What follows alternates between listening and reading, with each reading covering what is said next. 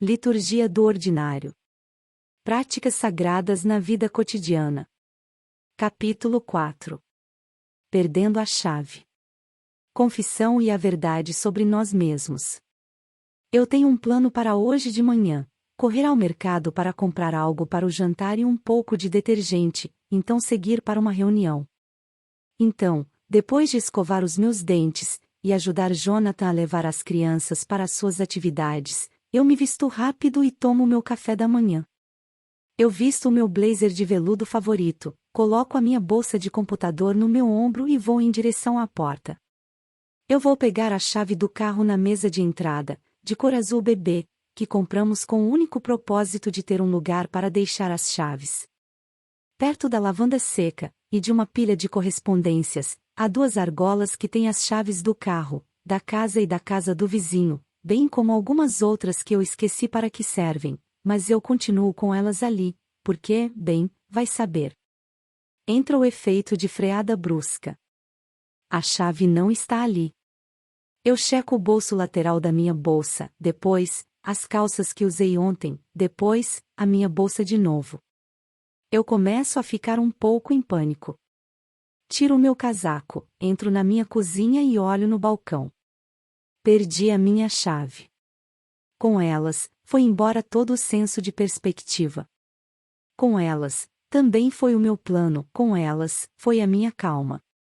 Esses instrumentos que eu uso para segurança e liberdade, para deixar pessoas ruins do lado de fora, e ir aonde eu preciso, subitamente se tornaram uma forma de prisão. Eu estou detida. Onde elas poderiam estar? Eu refaço os meus passos para a busca de objetos perdidos. Estágio 1, lógica. Eu refaço os meus passos. Olho nos lugares em que mais faz sentido elas estarem. Respiro fundo. Tento continuar calma e racional. Isso não é grande coisa. Elas vão aparecer. Estágio 2, autocondenação. À medida que eu vou procurando em cada cômodo, escaneando prateleiras e superfícies, começo a me flagelar sussurrando: eu sou tão idiota. Onde eu coloquei essa chave? Por que eu sou tão idiota? Estágio 3, frustração. Eu fico decepcionada, eu xingo. Cada segundo que passa me deixa um pouco mais brava. Fico revezando entre me culpar e culpar os outros. As meninas. Elas provavelmente estavam brincando com as chaves e as perderam. Será que o Jonathan levou as chaves? Eu mando uma mensagem para ele. Não adiantou. Deus deve saber onde as minhas chaves estão. Por que ele não me ajuda logo? Eu estou tendo uma pequena crise teológica por causa de uma peça de metal de 5 centímetros. Estágio 4, agonia. Eu começo a procurar em todo canto, até em lugares que não fazem sentido. Fico remexendo gavetas aleatórias e olho debaixo das camas, checando os bolsos da calça que eu já chequei 3 vezes, resmungando. Eu confiro quanto tempo se passou. Já faz 9 minutos. Estágio 5, última tentativa. Eu paro e oro. Ok, respire. Eu digo a mim mesma que estou sendo ridícula, que estou exagerando. Calma. Peço rapidamente a Deus por uma restauração de perspectiva. Eu lembro que um amigo católico uma vez me disse para pedir para Santo Antônio rogar por nós quando perdemos algo. Então, só para garantir, eu murmuro enquanto confiro a minha gaveta de meias: ah, Santo Antônio, não sei se isso funciona, mas se você pode me ouvir, será que você poderia rogar por mim? Estágio 6, desespero. Eu desisto e me jogo no sofá. Eu nunca vou encontrar a minha chave. Essa missão não tem jeito. Eu não tenho jeito. Eu vou ficar presa aqui até o fim dos tempos ou até juntarmos dinheiro para substituí-las.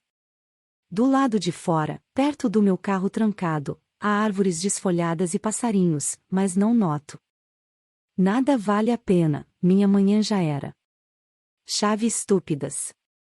Eu estúpida. Planeta estúpido, universo estúpido. Então, Um pouco envergonhada e culpada por todo o meu exagero, eu me recomponho e, começando no passo 1, repito o ciclo. 7 minutos depois, encontro a chave debaixo do sofá. Eu não tenho ideia de como elas chegaram ali. Eu grito para ninguém em particular, achei. Entra o coro de aleluia. Prossigo rapidamente, direto para a garagem. Pulo o mercado e vou direto para a reunião. A minha chave perdida acaba sendo um ruído no meu dia, nada de importante, 15 pequenos e esquecíveis minutos. Mas também foi o apocalipse.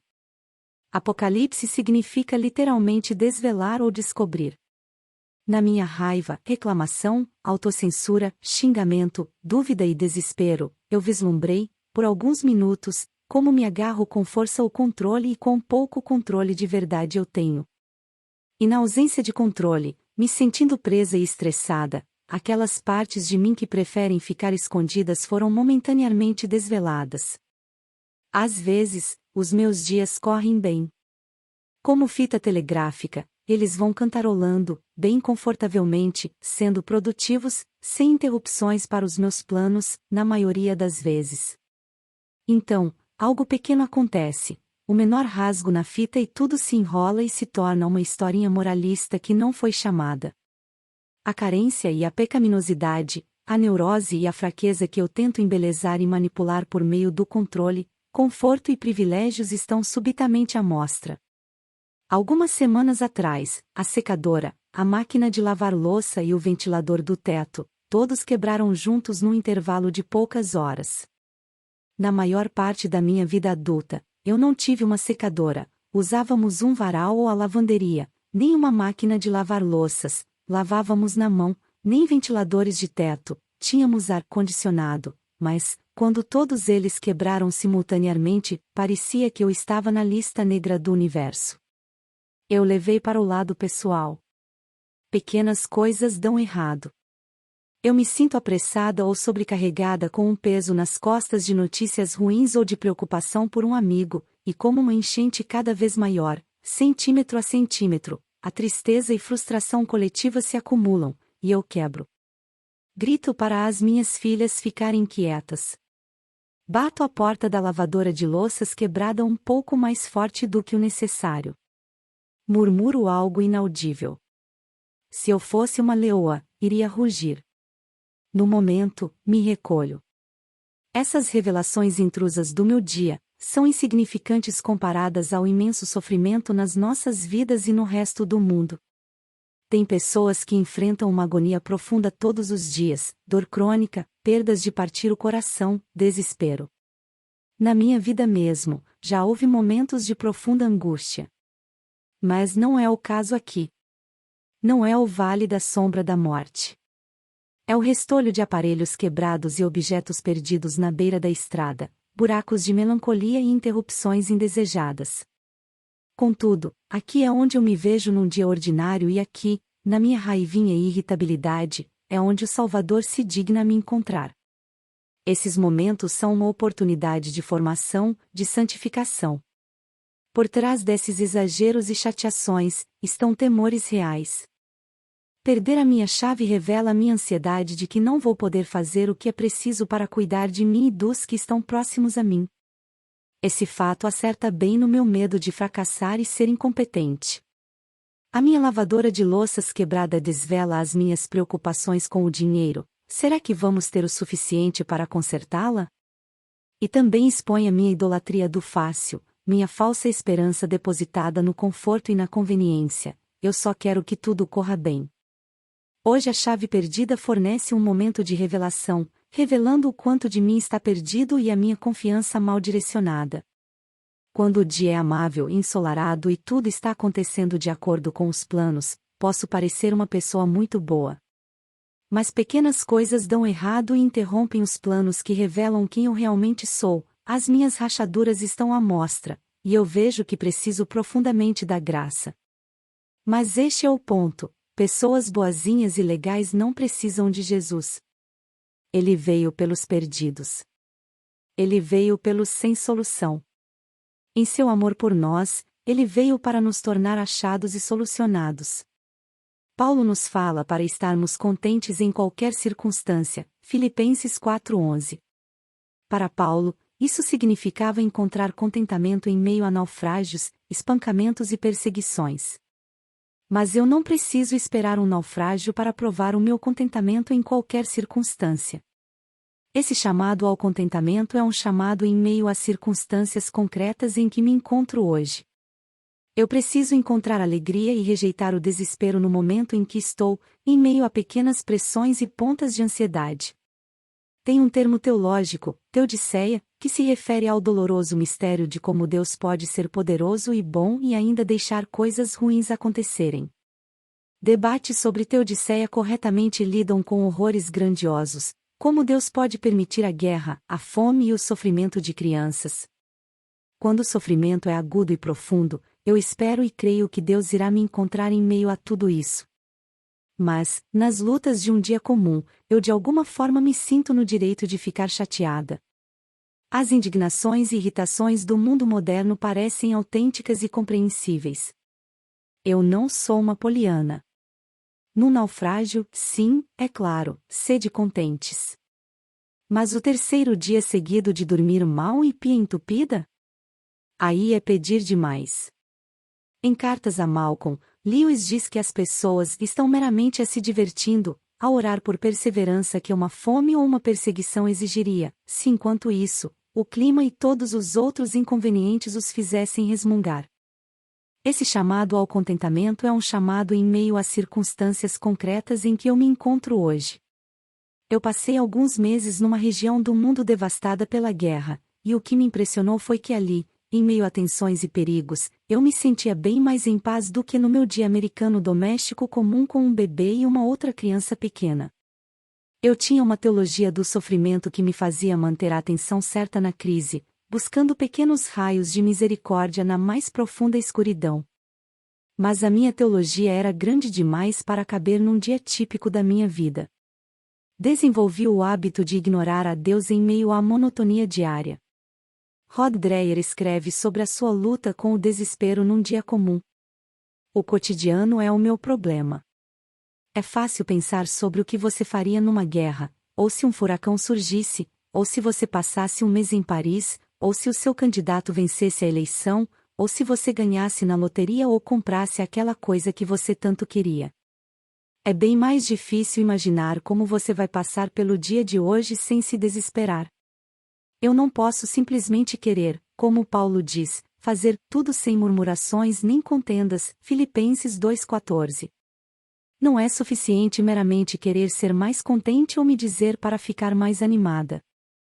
Eu preciso cultivar a prática de encontrar a Cristo nesses pequenos momentos de angústia, frustração e raiva, de encontrar a morte e ressurreição de Cristo, essa grande história de queda e redenção, numa pequena manhã cinzenta de uma terça loucamente atarefada. Do contrário, eu vou passar toda a minha vida imaginando e esperando, e pregando e ensinando sobre como partilhar dos sofrimentos de Cristo na perseguição, em sofrimentos gigantescos e na morte, enquanto passo os meus dias reais em murmuração, descontentamento e desespero subterrâneos. Para alguns de nós, a ideia de arrependimento pode trazer à mente uma certa experiência emocional, ou músicas emotivas no apelo de cultos avivalistas. Mas o arrependimento e a fé são ritmos constantes e diários da vida cristã, como expirar e inspirar. Nesses pequenos momentos que revelam a minha perdição e pecado, preciso desenvolver o hábito de admitir a verdade de quem eu sou, não correndo para me justificar ou minimizar o meu pecado. Todavia, no meu pecado e perdição, eu também preciso formar o hábito de deixar Deus me amar, confiando de novo na sua misericórdia, e recebendo de novo as suas palavras de perdão e absolvição sobre mim. Kit Mullins, um dos meus compositores e músicos favoritos, disse que, quando era criança, ele ia todos os anos nos acampamentos da igreja nascer de novo ou consagrar a sua vida a Cristo, atendendo aos apelos. Na faculdade, ele o faria a cada 6 meses, depois de 3 em 3, e quando ele estava nos seus 40 anos, era cerca de 4 vezes por dia.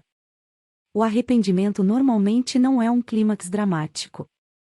É um ritmo constante de uma vida em Cristo, e portanto, um dia em Cristo. Na igreja, a cada semana, nos arrependemos juntos. Confessamos que pecamos em pensamento, palavra e ação, pelo que fizemos e pelo que deixamos de fazer, que negligenciamos amar a Deus de todo o coração e o nosso próximo como a nós mesmos. Essa prática de confissão comunitária é uma forma vital de promover o hábito da confissão que marca as nossas vidas diárias. Por meio disso, aprendemos juntos a linguagem do arrependimento e da fé. A confissão nos lembra de que nenhum de nós vai ao culto, porque somos pessoas muito boas. Mas porque somos pessoas novas, pessoas marcadas pela graça, a despeito de nós mesmos, por causa da obra de Cristo.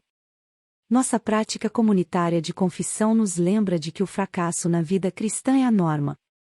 Nós todos participamos do culto solene como pessoas indignas que, por conta própria, merecem a condenação de Deus. Mas não estamos por conta própria. O arrependimento normalmente não é um clímax dramático. É um ritmo constante de uma vida em Cristo e, portanto, um dia em Cristo. Os nossos fracassos ou sucessos na vida cristã não são o que nos definem ou que determinam a nossa dignidade diante de Deus ou do povo de Deus. Pelo contrário, somos definidos pela vida e obra de Cristo em nosso lugar. Nos ajoelhamos. Nos humilhamos juntos. Admitimos a verdade. Confessamos e nos arrependemos. Juntos, praticamos a postura que abraçamos todos os dias, a de um povo perdido e carente que recebe misericórdia em abundância. E então, que maravilha!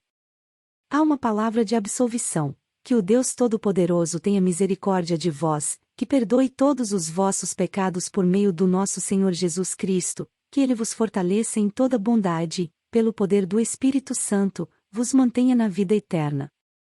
Na prática litúrgica anglicana, nunca nos confessamos sem também ouvir a bênção e o perdão de Deus sobre nós. Nas igrejas litúrgicas tradicionais, o pastor se levanta e pronuncia a absolvição. Ele roga a Deus por misericórdia e perdão por meio da obra de Cristo em nosso lugar. Uma vez, uma amiga íntima visitou a minha igreja e ficou perturbada com essa parte do culto. Ela não gostava de o pastor pronunciar a absolvição.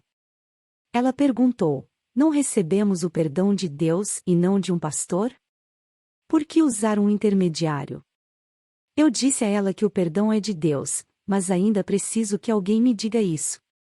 Preciso ouvir em alta voz que eu sou perdoada e amada, uma voz que é mais verdade, mais alta e mais tangível do que as vozes acusadoras internas e externas que dizem que eu não sou.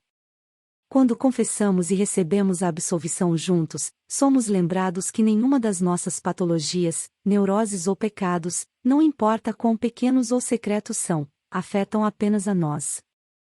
Somos uma igreja, uma comunidade, uma família. Não somos simplesmente indivíduos com nossos pecados de estimação e problemas pessoais. Somos pessoas que precisam desesperadamente umas das outras se quisermos buscar Cristo e andar em arrependimento.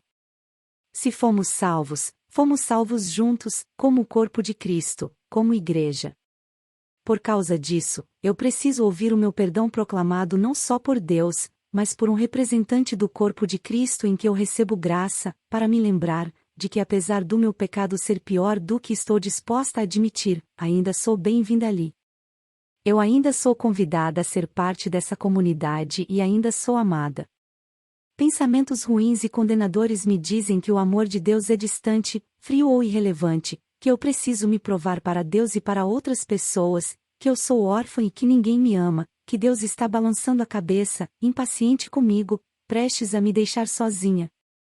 Esses pensamentos são tão altos que preciso de uma voz humana para me dizer, a cada semana, que eles são mentiras. Preciso ouvir de alguém que me conhece que há graça o suficiente para mim, que a obra de Cristo foi feita por mim, mesmo quando confesso de joelhos que eu errei de novo nessa semana. Podemos confessar falando baixo, até sem falar nada. Mas somos lembrados do nosso perdão em alto e bom som, com alguém em pé exclamando. Precisamos nos garantir de que vamos ouvir.